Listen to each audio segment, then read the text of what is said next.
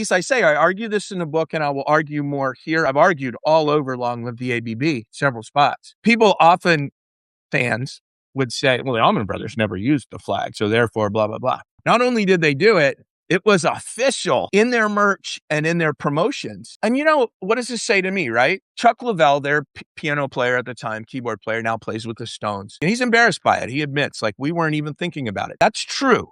That's true. But I will argue that anybody thought it was right in their offices, Phil Walden, their manager, or some say, Alan Paul argues that it might have been some marketing folks like in New York who said, hey, let's use this. And Skinner picks it up as their backdrop. But for the Allman Brothers, third black, you're going out there with that. What does that tell me? It tells me the success of the Lost Cause narrative. So the Allman Brothers band, we're going to fast forward 100 years to when all this is starting, 1969.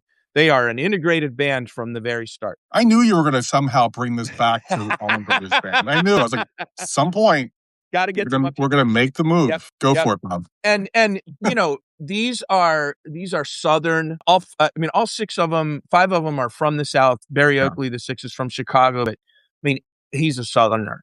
He just was born in the wrong spot. All very egalitarian. They do have a black man, J-Mo, in the band from the get. You guys will recognize that fella right there, right? Yeah. Like this was their 1974 poster for their tour.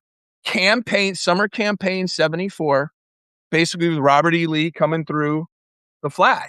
Yeah. You see it good? Yeah. Yep. And then, and so the irony here, right, is that 1/3 of the band at this point is black.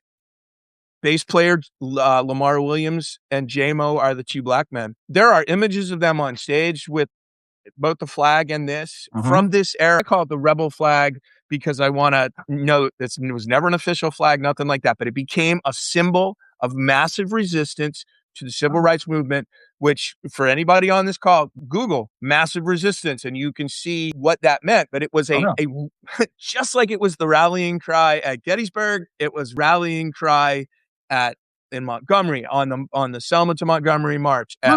You can see it at University of Mississippi. You can see it the Stanton Schoolhouse store. Like it is just ubiquitous in this era.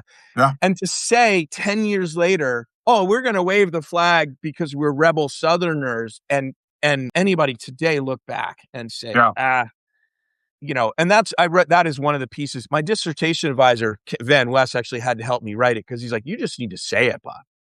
There were people back then who objected to this at that point, and there are people who continued to. And in my opinion, and the issue's closed.